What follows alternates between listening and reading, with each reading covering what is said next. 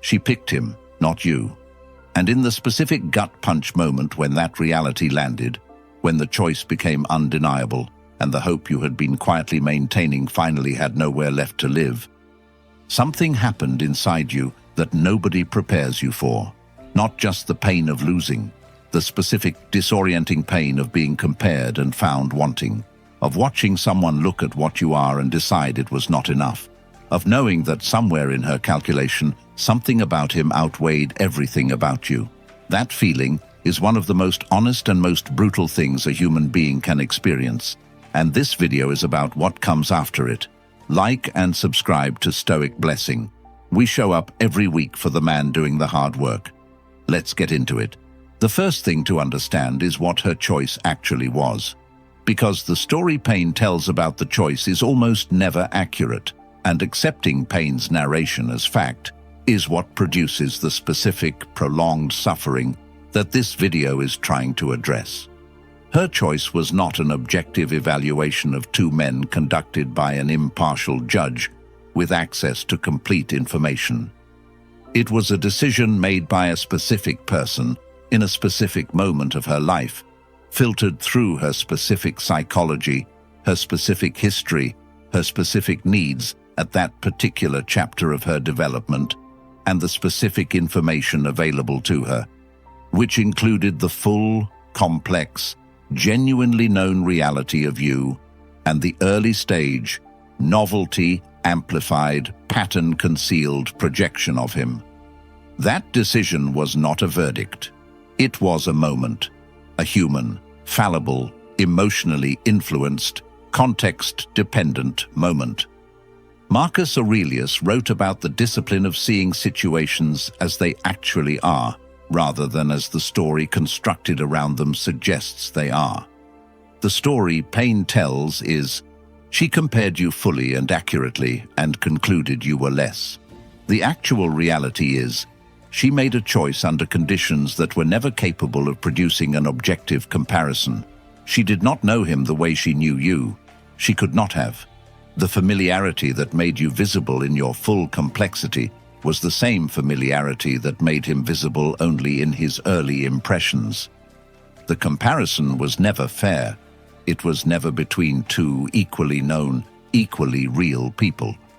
It was between the reality of you and the projection of him. And projections always win in the short term. Reality always wins in the long term. Comment below, real versus imagined, if the choice was never as objective as it felt when it landed.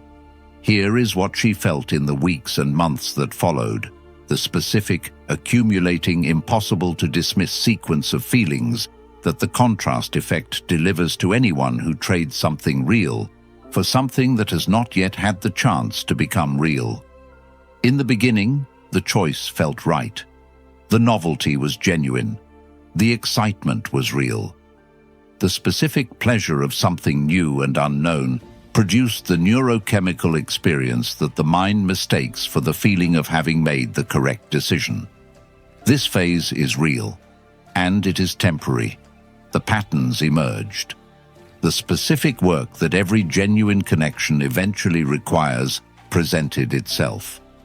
The person she had chosen turned out to be approximately as human as everyone else, with his own limitations, his own inconsistencies, his own ways of falling short of the projection she had assembled in the comparison. Epictetus taught that human beings suffer not from events, but from their judgments about events, and that the most dangerous judgments are the ones that feel most certain. Her judgment that the choice was right felt most certain in the phase of maximum novelty, and then the novelty faded. In that gradual, unavoidable, reality-delivered correction, something began to happen that she did not anticipate when she made the choice. The specific growing recognition of what the comparison had not been able to accurately account for. What you actually were, what you actually brought, what is no longer there. Comment below, novelty fades, if you always knew reality would do the work. Now the Stoic demand, the one that matters most and is hardest to honor.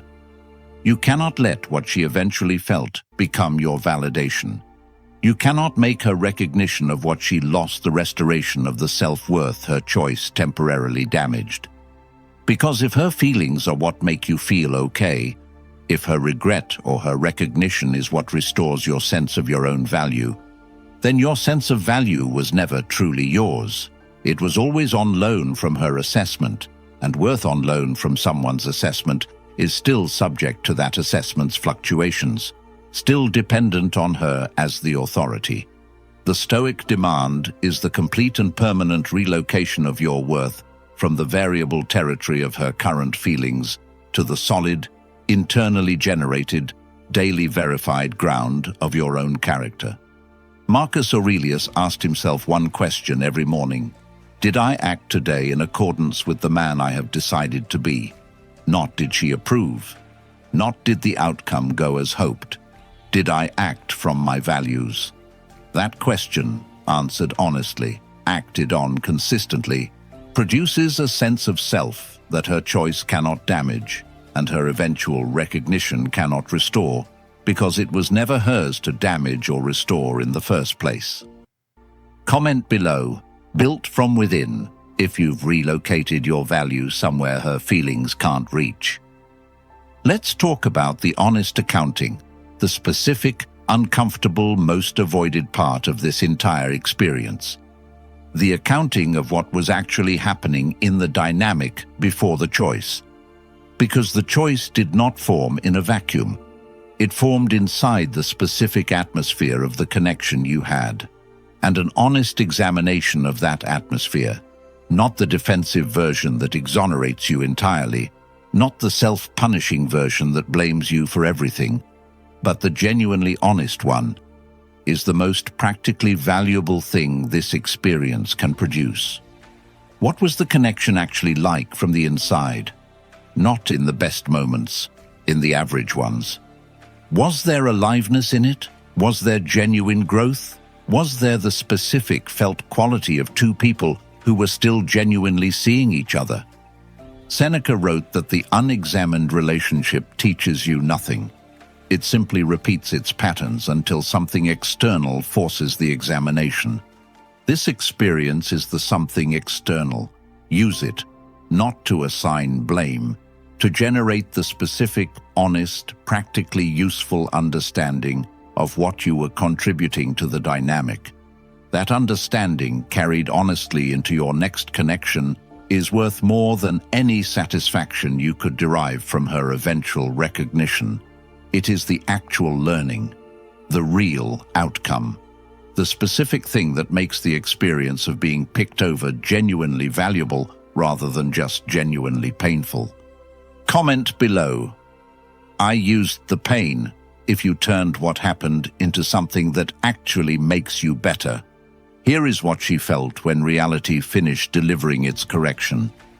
What she felt was not a single dramatic moment of recognition. It was the specific, accumulating, low-grade weight of contrast.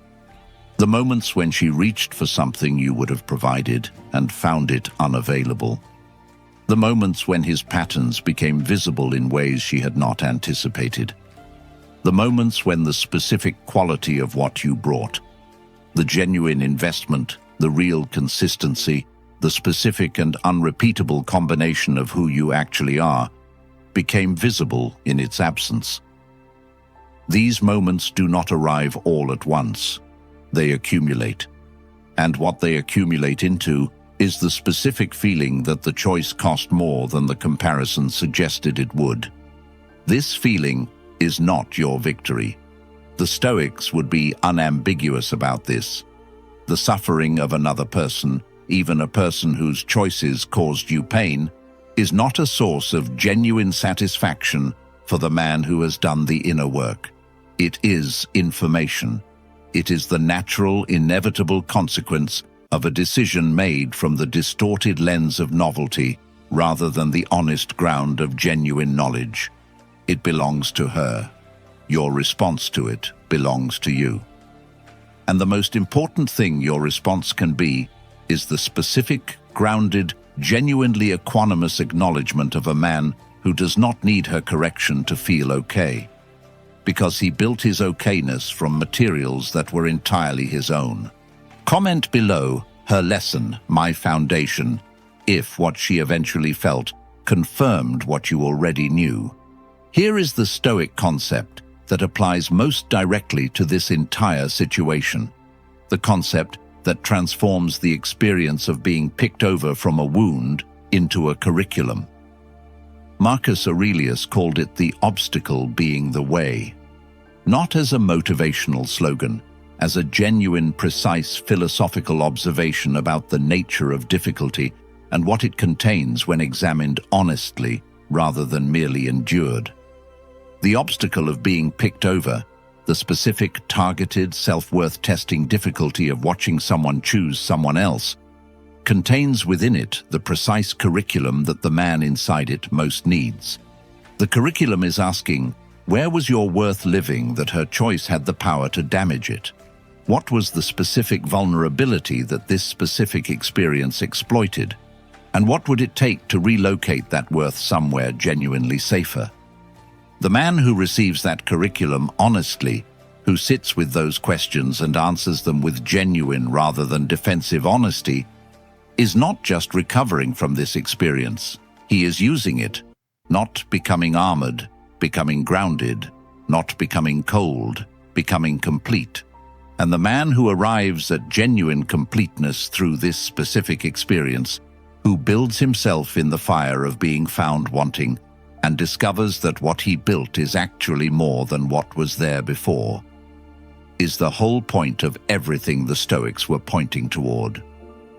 Comment below, the obstacle built me, if being picked over turned out to be exactly what you needed. Let's talk about what you actually do in the days and weeks and months of this period. The first thing is the most important and the most difficult. You invest in yourself with the same intensity you were investing in the connection. Not because self-investment is a strategy for making her regret the choice, because your life is happening right now, and the quality of how you spend it is the only measure of it that is genuinely and permanently yours. Your work, your body, your craft, the specific, demanding, absorbing thing that requires the best of you and returns to you the specific, grounding satisfaction of your own competence and your own effort. The second thing is the daily practice of honest self-examination, the Stoic evening reflection that Marcus Aurelius conducted consistently throughout his life. Not harsh, not punishing, clear-eyed.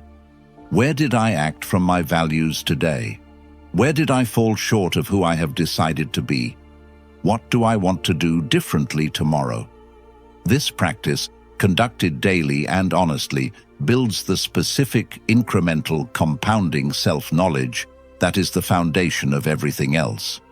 The man who knows himself truly deeply through the daily practice of honest self-examination cannot be permanently diminished by anyone's choice. Comment below daily work if you've committed to the examination and not just the performance of it. Here is what happens if she comes back, because in many cases, the specific feeling that reality eventually delivers produces exactly that. The man who has done the genuine Stoic work does not respond to her return the way the man who was waiting responds.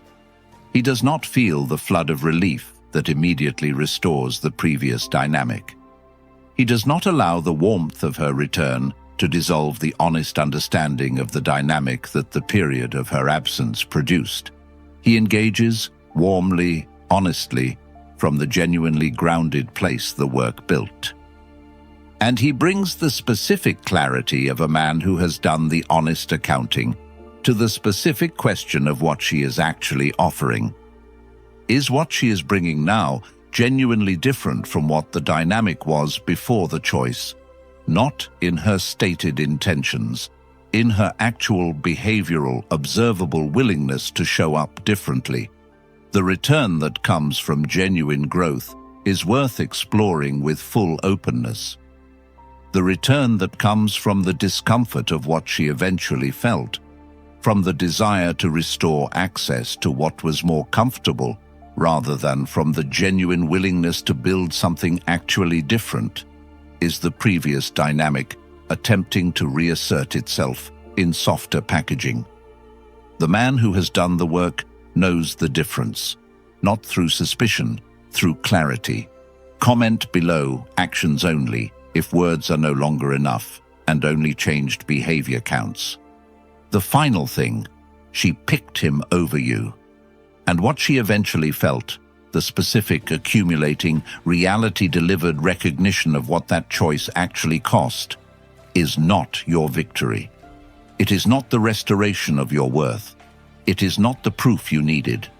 It is simply the natural and inevitable consequence of a decision made from imagination rather than from honest knowledge. And you, in the period between her choice and her eventual feeling, built something that her feeling, however welcome its arrival, could not have given you, even if it had come on day one. You built the knowledge of your own worth, earned through the specific and irreplaceable experience of having that worth tested, of watching someone choose elsewhere and refusing to let that choosing become your self-definition, of showing up for your own life every day in the period when no one was choosing you, and you were the only one keeping the promise of your own value.